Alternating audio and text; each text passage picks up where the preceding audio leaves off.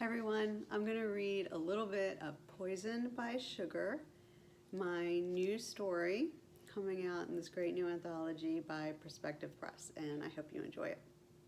So this is a little taste of Poisoned by Sugar by J.D. Blackrose. The bell's usual pleasant ting rang a discordant note, and I gritted my teeth, knowing that the bell earmarked that particular tone for one very special individual. My assistant Molly flashed a nervous glance at our visitor, raised her eyebrows at me, and cleared the path to the cash register. I'd already told her that she didn't have to deal with him. Magic Beans was my shop, so that meant my customer, my problem, my nausea. "Hello, Arthur," I said, hoping the churn in my stomach would ease up.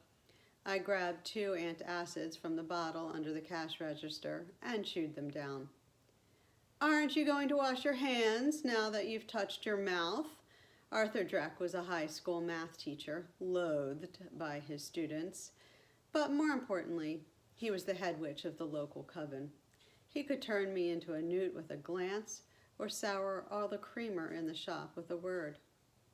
Worse, he could ban me from performing any kind of magic in the greater Cleveland area, and though my powers were quite low, limited to runes, I valued my ability to use them to help people. The coven didn't consider me powerful enough to have me as a member, but I could heal small hurts, reduce pain, and I had a touch of metalmancy, which meant I could fix machinery. So, whether I liked it or not, I had to suck up to Arthur Dreck. Of course, Arthur. One moment, please." I tucked a strand of my brown hair behind my ear as I turned on the tap, perspiration already dripping down the center of my back. The espresso machines and regular coffee brewers heated the counter and cash register space with a little too much fervor. And despite my careful planning when I built the place, I burned my inner forearm and bicep because I was a tad too short to reach everything and stood on my toes to access the upper shelves. This caused me to lean into the hot equipment and zippo, a burn. Luckily, I could heal some of them myself, and a nice aloe arnica cream from the local witch's apothecary did the rest. I wiped my brow at the back of my forearm, glad I never wore makeup, which would be smeared down my face by now. "Did you just touch your skin again?" "Cleanliness is next to goddessliness, Quinn. I'd like my tea without your germs, please." I doused my hands in hand sanitizer and gloved up, counting to 10. I had no idea why he came here if he disliked me so intensely. My special blend of tea was delicious, though, and I supposed he liked the atmosphere. Magic Beans was cozy, with warm wood flooring and a wide open conversation area, along with the nooks and crannies where a customer could seek privacy. The best thing was the smell. A mixture of fresh brewed coffee, chocolate, and cinnamon. Every person who walked through the door stopped in to take a deep whiff. In fact, a customer entered at that moment, and I watched as she inhaled. Her shoulders relaxed on the exhale, and she smiled. "Smells fabulous in here," she said to the room. She looked at me. "Whatever you're making, I'll have 3. She took her place in the queue. I grinned at her and then turned to Arthur. "Besides your tea, is there anything else I can get for you?" I scooped the blend he liked into a tea infuser and let it steep. "A scone, please, and not that one." "I want the middle one." "No, not that one, that one," he said, pointing. "No, Quinn, the 4th from the back, 2nd column, 2 from the front. Really, why is this so hard?" In his agitation, Arthur dropped his newspaper and bent to retrieve it. His wide rear end brushed against the woman behind him in line, who was already tapping her toes. "A little personal space, please, madam." Arthur bumped the woman with his hip and removed cash from his money clip to pay for the scone and tea. "Sugar, please, Quinn." "There is sugar on the self-service kiosk, Arthur." I pay for this service, missy, and you know it. 3 sugars, please. I dumped 3 teaspoons of sugar into the tea, wondering how on earth he could drink it that sweet, placed his scone on a plate, and handed both of them to him with a wan smile. Bring it out to my table, please. My hands are full, as you can clearly see. He demonstrated how encumbered he was by holding up his paper in one hand while clutching his slim fountain pen in the other. Sashaying to his favorite chair, he snapped his paper open, made a show of uncapping his pen. I placed the scone and tea in front of him.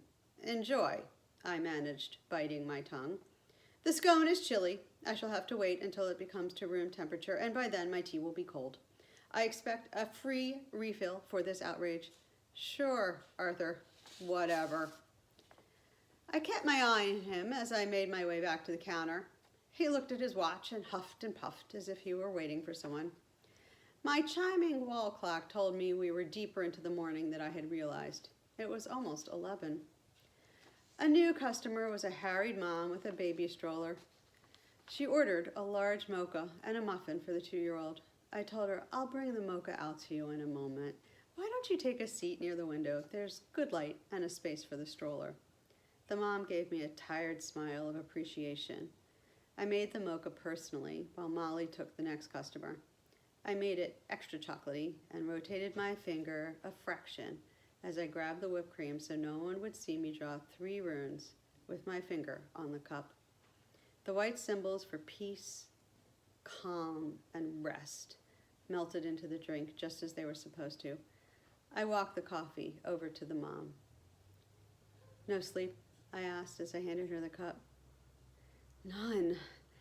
My husband says I should take the night shift since I can nap when the babies nap during the day, but he doesn't understand that's when I get everything done. I'm exhausted. I'm sure the coffee will help. She picked up the baby to nurse and gulped the hot brew. It would have to be magic to do that. I winked at her. You never know. I continued serving customers. Do you want extra whip? Extra caramel? Earl Grey or Lady Grey? Yes, the muffins were made fresh this morning. I didn't notice time passing until my clock chimed noon. The mom was gone, and I hoped I got to see her tomorrow to find out if she felt any better. Hey, Quinn? Asked Molly. Yeah? Molly blew her bangs off her forehead and rubbed her hands together, one foot tapping. Her hair was red and frizzy and always in the way. I thought it was adorable. She hated it. The fridge is on the fritz. Can you do that thingamabob that you do to get it rolling again? My metalmancy came in handy since I was constantly fixing things that died at inopportune moments in the shop. Molly knew I was a bit like her mom and that I could use runes and minor spells, but she didn't know any details. She just knew I could fix things.